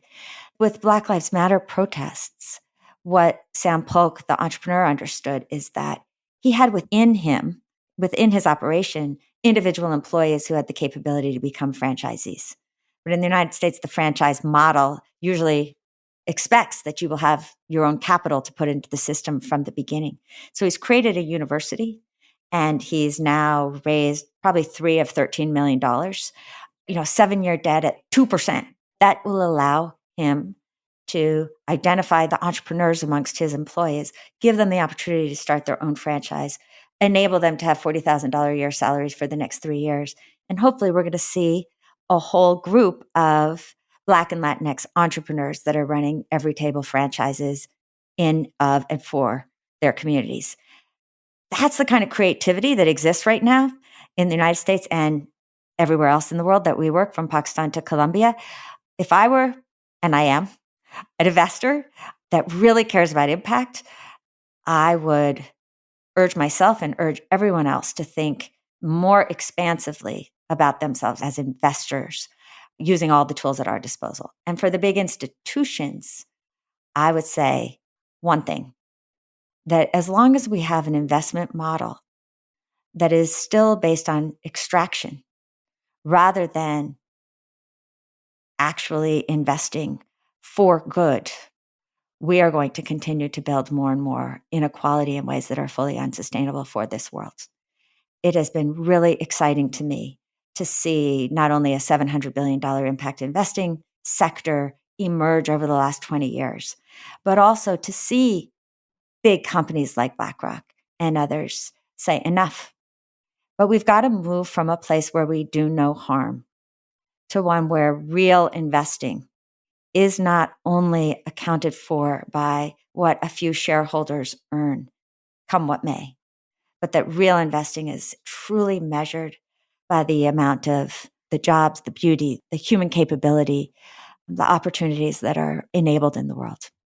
So I would love to ask you for some simple next steps for also each of those 3 categories, like what people could do tomorrow. And the reason I ask that is that I think it's very easy for people to take next steps towards impact investing, whether the form of investment is time or money or energy, and to push it into the someday category. I think it's very easy to do. And I don't wrong them. I don't wrong anyone for that, because it can seem like kind of stumbling through a fog if they don't have a direction, in so much as if we take just an individual investor. I'll use myself as an example. It took me a long time to build the relationships and the deal flow in the for-profit sector, where the pass-fail marks are very clearly defined, to get to the point where I could invest in really good companies. And for people who have developed those relationships and put in the time to get an understanding of, let's just call it the more black and white capitalist model, it can be very intimidating, the idea of starting from scratch to try to figure out what makes a good impact investment. Could you speak to that for the person who has, we could tackle the investment side first, but the kind of individual, the institutional, and then a person with more time, like what could they do tomorrow or next week, for instance, is a simple answer like, hey, if you don't want to figure this out, invest in one of our for-profit impact funds. Understanding that this podcast is not giving investment advice. I'm not a registered investment advisor, Right. blah, blah, blah, blah, blah. But I would love to hear what some simple next steps might be. If they agree with you, they want to begin to get some skin in the game, to get on the playing field. I mean, I appreciate the self-promotional invitation there, Tim. If I'm going to go down that path, I would say that the simplest next step would be to get onto Acumen Academy on our website and check out the courses, including the Path of Moral Leadership that Seth Godin, who's so extraordinary in every way, has helped us build, which takes the different practices of the book and really looks at the examples of companies that go from chocolate and coffee in Colombia to bed nets to chickens in Ethiopia, and really shows some of the fundamental business models that have enabled extraordinary levels of change, as well as identified role models. So I would get onto the Acumen Academy. The second would be both for institutional and individual. There are increasingly trade associations, for lack of a better word, that can direct you to really strong impact investors. The Aspen Network of Development Entrepreneurs is probably the best. Andy, ande.org, I think. And so get smart, learn. On the Acumen website are also all of our companies and the stories of many of them that give a real sense, again, not only of the possible, but of ways that people can get involved. As I said, Tim, all of our actions increasingly matter. And so paying more attention to where and how we buy and giving ourselves license within our communities to be a little radical in the way that we might make sure that we're investing in each other and giving back more than we take, I think becomes a mantra every day. Having my brother Michael at Galaxy and going such different routes as young people, and yet all along the way asking these questions of how do you change the world? How do you change the world? How do you change the world? I actually think it's about getting started where you can with what you have and who you are. But it's also about asking yourself the question, not am I making more money? Am I richer, famous, more beautiful today? But rather, what am I doing in the way that I run my business, in the way that I invest my dollars, in the way that I interact with everyone from the waiter to the president of some fancy bank? What am I doing to insist on, elevate, and enable human dignity? I would start there, and then I'd get smart. You invoked the name of a mutual friend who texted me prior to this conversation also, Seth Godin. And I bring him back up because I think Seth would agree that it's easy to hide with big aspirations, in the sense that if you say, well, I just want to change the world, it's easy to hide. You can make the argument that you're not ready. You can make the argument that you have to make a little bit more money. You can use all sorts of socially acceptable excuses not to take action. And that there are, in fact, easy things, simple things. And you can do the easy thing first. If in doubt, don't hit snooze for 3 years. Go to Acumen.org. Just commit to spending 60 minutes educating yourself. You will learn something. Or getting Manifesto for a Moral Revolution, your book. Commit to getting that on Kindle. Maybe you try it for just 20 pages. You give it a taste test. See what you think. There are simple things that you can do first, and it's easy to hide behind the big, ambitious, world-changing thing that may or may not come. That's a way of hitting snooze, and I think absolving oneself of responsibility. And I'm as guilty of that as the next person, so I'm not casting stones. But there are some very simple options here, as you mentioned, including just going to acumen.org or acumen.org/moral revolution. Dig around, commit to 30, 60 minutes. There's very limited downside. And I want to ask you maybe 2 more questions. And one, I didn't want to ask you earlier because I didn't want to make you self-conscious, but you are really good, exceptional at nailing the Goldilocks amount of using people's names. In this case, Tim. Like, you use it very well. You don't overuse someone's name. It's a very effective way of, I would hope that I'm already engaged, but keeping me even more engaged. Is that something that you've always done, or is that something that you developed somehow? Tim, you're making me laugh. You're reminding me of the first book thing I did with Blue Sweater. And I got off the stage and a famous actor came up to me and said, "Oh my God, you do real so well." And I was like, "Excuse me." Not to imply that this is some artificial thing. I feel like it's of course genuine, but it's something that not a lot of people do. Or they try to play real so deliberately that they end up saying your name every other sentence, and you're like, I feel like you're trying to sell me a used car or something. But you are very natural. I actually think it goes to immersion, which is probably why I didn't get to talk about many of the things I really wanted to talk about, because I just get so focused on who you are, what you're talking about, that no, it's not conscious. It's not conscious. So I wish I had a better answer. Oh, what a gift. I quite appreciated it. Well, let's give, I'm going to cheat. I'm going to ask you more than 2 questions, but my last question is going to be recommendations, closing comments, things you'd like to say before we wrap up for this round 1. But would you like to give a teaser for other things that you would have liked to have talked about that we didn't get around to?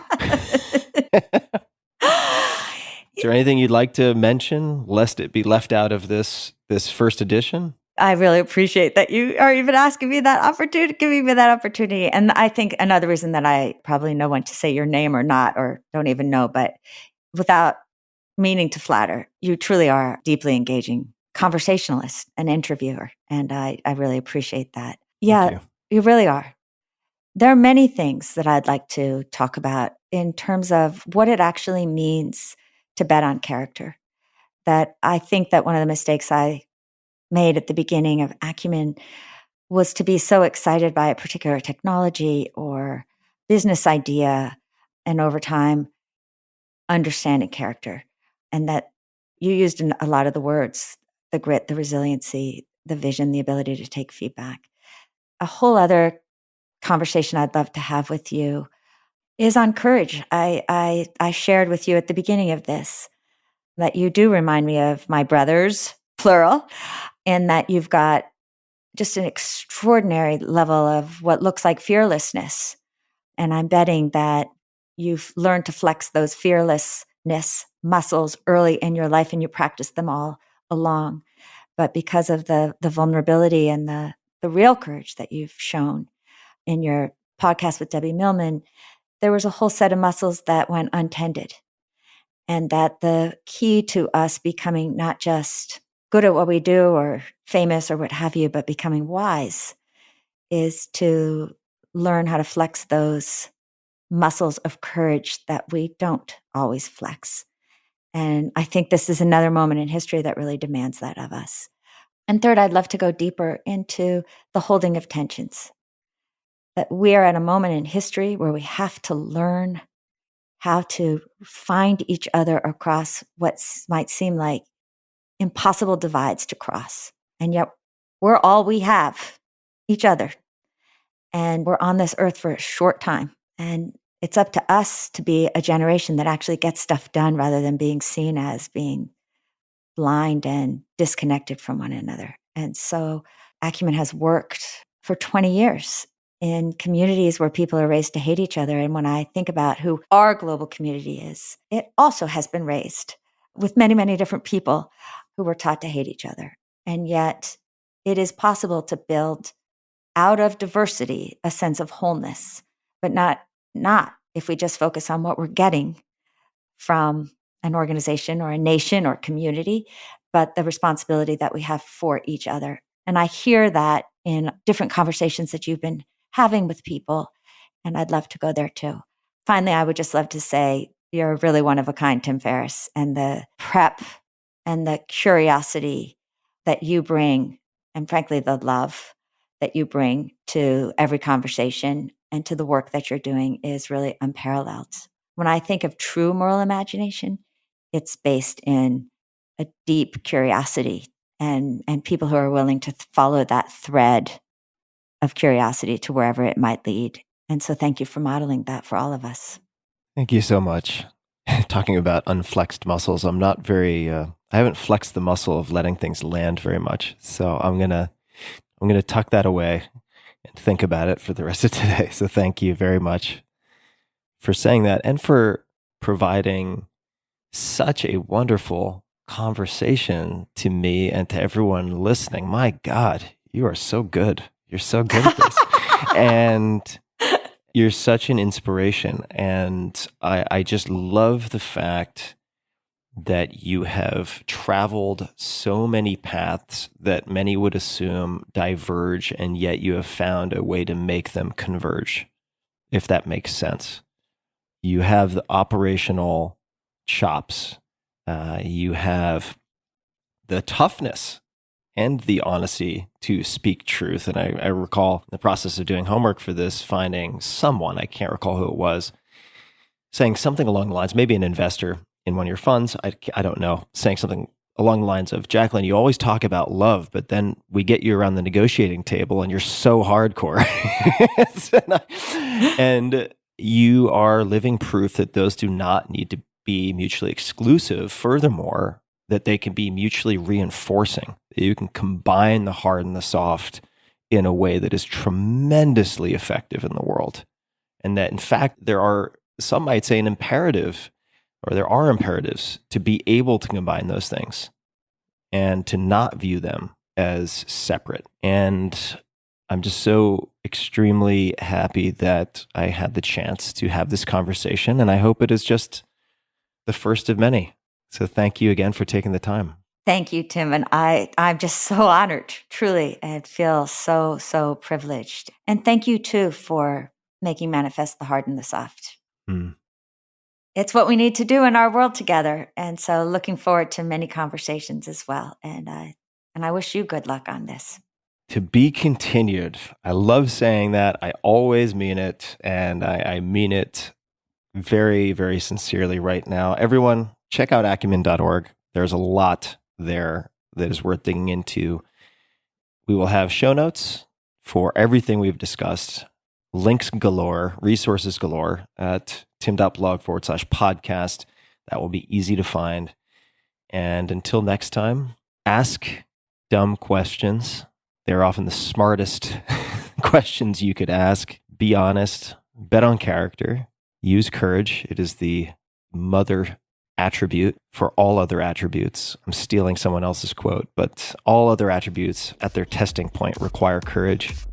And thanks for tuning in. Hey guys, this is Tim again. Just a few more things before you take off. Number one, this is 5 Bullet Friday. Do you want to get a short email from me? Would you enjoy getting a short email from me every Friday that provides a little morsel of fun before the weekend? And 5 Bullet Friday is a very short email where I share the coolest things I've found or that I've been pondering over the week. That could include favorite new albums that I've discovered. It could include gizmos and gadgets and all sorts of weird shit that I've somehow dug up in the world of the esoteric as I do. It could include favorite articles that I've read and that I've shared with my close friends, for instance. And it's very short. It's just a little tiny bite of goodness before you head off for the weekend. So if you want to receive that, check it out. Just go to 4hourworkweek.com. That's 4hourworkweek.com, all spelled out, and just drop in your email and you will get the very next one. And if you sign up, I hope you enjoy it. This episode is brought to you by Magic Spoon. Magic Spoon is a brand new cereal that I eat just about every day that is low carb, high protein, and zero sugar. I just ate a huge bowl of their cocoa flavor about an hour ago after a short workout. Magic Spoon cereal has received a lot of attention since launching last year. Time magazine included it in their list of best inventions of 2019, and Forbes called it the future of cereal. It tastes just like your favorite sugary cereal from childhood, remember that? But it's actually good for you. Each serving has 11 grams of protein, 3 grams of net carbs, 0 grams of sugar, and only 110 calories. It's also gluten-free, grain-free, keto-friendly, soy-free, and GMO-free. All the things. It's delicious. And I don't say that lightly because most of this healthy version of X stuff is not delicious, but these guys really nail it. Magic Spoon has nailed it. It comes in your favorite traditional cereal flavors like cocoa, frosted, and blueberry. You can try them all by grabbing a variety pack at magicspoon.com/Tim, or you can just grab a box or a bunch of boxes. I'm going to order some more today of the cocoa, which is my personal favorite. But there's a new contender for favorite flavor because they just launched 2 limited edition flavors, honey nut and peanut butter, which are delicious. I am a sucker for peanut butter, and it is outstanding. So I think cocoa and peanut butter are my 2 new favorite flavors. And fun fact, my friends are also obsessed with Magic Spoon. One of the podcast's most popular guests, Dr. Peter Attia, routinely crushes 6 to 7 servings at a time. That's a lot. With no glycemic response. He's looked at this with a glucometer.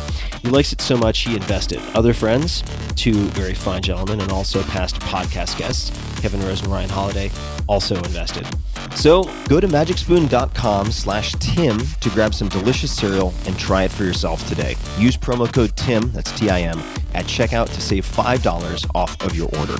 And Magic Spoon is so confident in their product, I have boxes and boxes and boxes. It's backed with a 100% happiness guarantee. So if you don't like it for any reason, they'll refund your money, no questions asked. Get your next delicious bowl of guilt-free cereal at magicspoon.com/Tim and use the code TIM to get $5 off. This episode is brought to you by 8 Sleep. My God, am I in love with 8 Sleep. Good sleep is the ultimate game changer. More than 30% of Americans struggle with sleep, and I'm a member of that sad group. Temperature is one of the main causes of poor sleep, and heat has always been my nemesis. I've suffered for decades, tossing and turning, throwing blankets off, putting them back on, and repeating ad nauseum. But now, I am falling asleep in record time, faster than ever. Why? Because I'm using a simple device called the Pod Pro Cover by 8 Sleep. It's the easiest and fastest way to sleep at the perfect temperature. It pairs dynamic cooling and heating with biometric tracking to offer the most advanced but most user-friendly solution on the market. I polled all of you guys on social media about the best tools for sleep, enhancing sleep, and 8 Sleep was by far and away the crowd favorite. I mean, people were just raving fans of this. So I used it, and here we are. Add the Pod Pro cover to your current mattress and start sleeping as cool as 55 degrees Fahrenheit or as hot as 110 degrees Fahrenheit. It also splits your bed in half, so your partner can choose a totally different temperature. My girlfriend runs hot all the time. She doesn't need cooling. She loves the heat, and we can have our own bespoke temperatures on either side, which is exactly what we're doing. Now, for me, and for many people, the result, 8 Sleep users fall asleep up to 32% faster, reduce sleep interruptions by up to 40%, and get more restful sleep overall. I can personally attest to this because I track it in all sorts of ways. It's the total solution for enhanced recovery, so you can take on the next day feeling refreshed. And now, my dear listeners, that's you guys, you can get $250 off of the Pod Pro cover. That's a lot. Simply go to 8sleep.com/Tim or use code TIM. That's 8, all spelled out, EIGHT, sleep.com/Tim, or use coupon code TIM, TIM. 8sleep.com/Tim for $200 off your Pod Pro cover.